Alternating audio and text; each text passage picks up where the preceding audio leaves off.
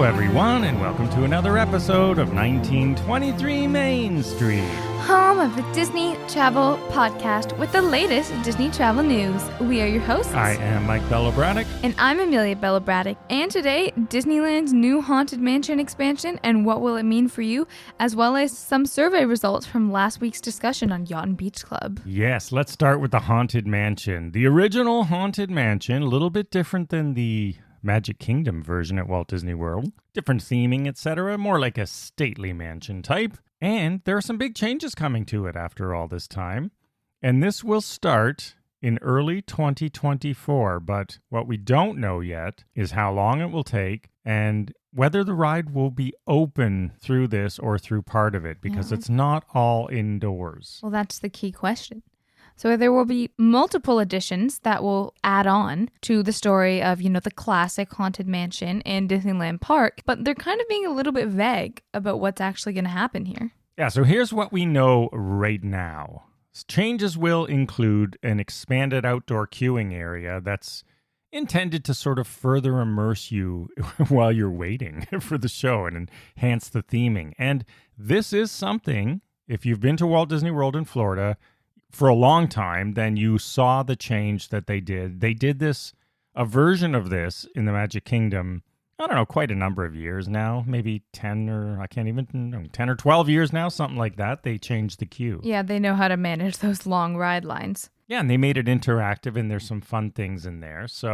And attention Disney shoppers as well, I should say. Yes, again, much like Walt Disney World, they will be adding a new Haunted Mansion store right next to the exit area where there's, currently like the merch carts and such. And this will follow the addition of Memento Mori as we have at Walt Disney World, which was originally reimagined from the Yankee Trader Shop. So I'm excited to see what they do in Disneyland. Yeah, so when you come out of the ride now, there's sort of carts, and they have Haunted Mansion stuff on it.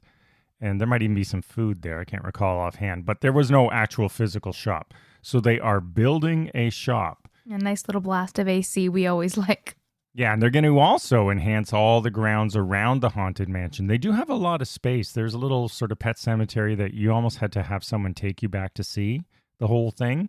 So they are calling this, of course, a spirited metamorphosis to bring the immersive theme to the outdoor space all around the Haunted Mansion at Disneyland. So now we have a backstory to the Disneyland Haunted Mansion. In true Disney style, there's a backstory emerging. Of course. So local legend suggests that the manor was first built by a prosperous sea captain, and to this day, his staff faithfully maintain the happy haunting grounds. And it's interesting because these backstories, I have not seen the movie. So maybe this is in the most recent movie, but in the rides itself, they haven't really played this up a lot in an obvious way. I will say, in the queue at the Magic Kingdom in Walt Disney World, there is a sea captain sort of statuary thing of him in a casket or something like that. I'll post some pictures of this week so you can tie in with what we're talking about here. So they're going to also tie in the Haunted Mansion. Sounds like similar stories at the Disneyland Haunted Mansion. I was going to say, I do wonder if they take inspiration from the movie and what they're doing at Disneyland. Yeah. Hopefully not. Hopefully they keep it more classic and long-term. But the new expanded queue is going to tie into these stories, and including new gardens, one inspired by Master Gracie, and one inspired by Madame Leota, and one inspired by the creepy one-eyed cat.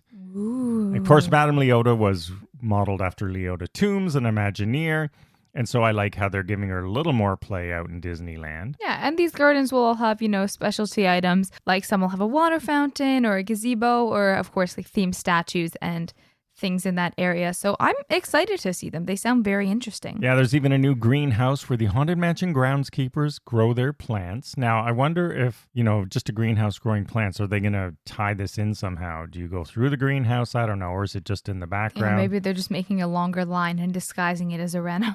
Yeah, and the pet cemetery, which I mentioned, and the horse-drawn funeral hearse, not a horse-drawn carriage, will continue to be on the ground. Yes, so they're not course. getting rid of those. They will keep everyone's favorite photo ops. And then Madame Leota, since she's always been a Haunted Mansion favorite, her presence will be expanded outside the walls as the carriage house of the mansion, which belongs to Madame Leota, will become the shop.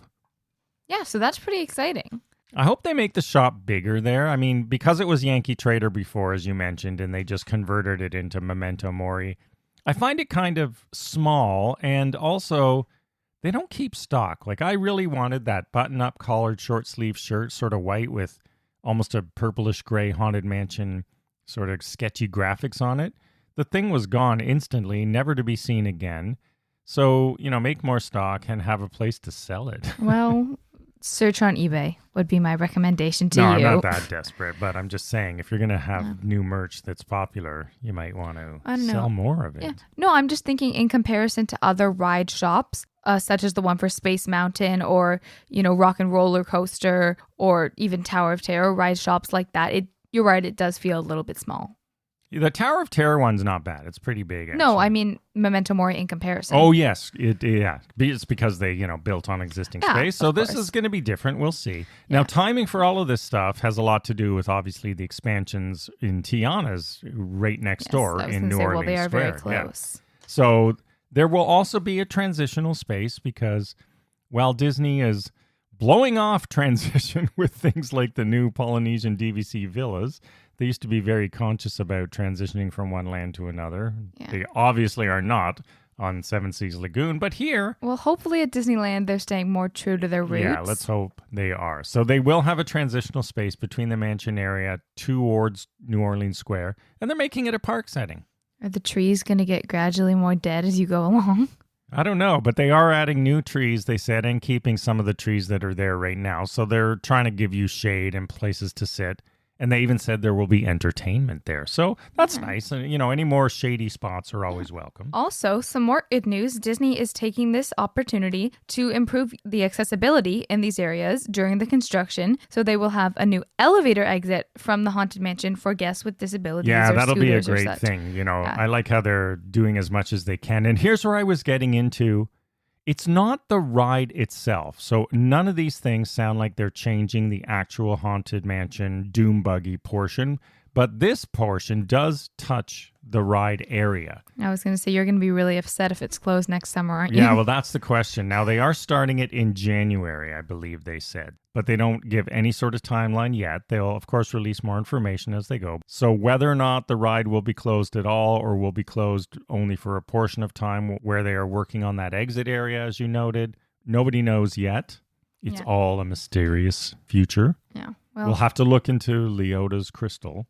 Of course. So they're going to share more information in the coming months, but they are hinting at things such as the objects found in Leota's garden will be inspired by her incantations. So, where she saying all those things, send me a sign from somewhere beyond. So we'll see what happens with that. Well, it all sounds very similar to Walt Disney World's queue, as we've mentioned, and there is a hidden murder mystery. Yeah, so the Disney queue, when they redid it, there's a lot of things you can touch and interact with, and they chime and, it's like an organ and things. But many people do not know that the busts in the queue, there are, I think, 5 of them. We're going to post some pictures.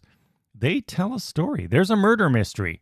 And you can follow along and read what's on each of those and determine which one of those was the killer. Yes. So there's a really cool murder mystery in the Haunted Mansion Walt Disney World Magic Kingdom queue. Yes. Are they going to add that here? I sure hope they do something not exactly the same. Yeah. But something inspired by that. Yeah, so if you are a frequent, Lightning Lane user, or if you've only used Fast Pass a lot, you may not have seen it. But if you ever find yourself in the regular queue, it's fun. It's fun to look at. It's almost worth it doing it. You'll get on the ride eventually, but if you rope drop or you're there late at night, don't take the Lightning Lane queue. Go through the regular queue and you will see the bust area and just take a look at what's written. We've done it during the Halloween party one year, and that was the first time I'd seen it, and I was like, I almost want to wait in line. I found I was too rushed. The first time you saw it, maybe I'll post a picture. You were quite young. Well, maybe 8 or something. I don't know. I felt much older. Yeah. So I have a picture of that. And it was in the daytime, but you didn't, you weren't really doing the murder mystery part, but that's the first time you saw it. And that was pretty recently after it was launched. So we'll post some photos of that if you aren't familiar with it, or if you have not taken the time or did not even know there was a murder mystery in the line. So lots of cool stuff in the Walt Disney World Magic Kingdom Haunted Mansion queue. let's hope they up the game at Disneyland.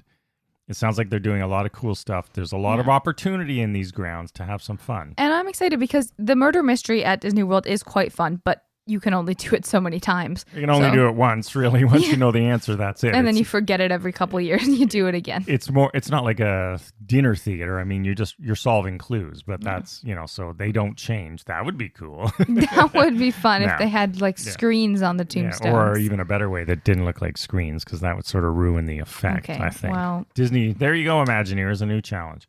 Well, I'm excited to see what they do at Disneyland.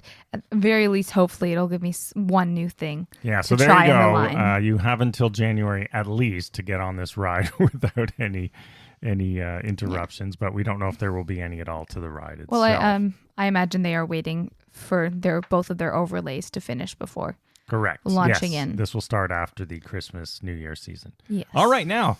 Last week, we talked about Stormalong Bay, another closure, a long closure, probably the longest pool closure of any Disney resort hotel, and a significant one because it is such a gigantic pool at Disney's Yacht and Beach Club resorts, at least 5 months, could be half a year or more.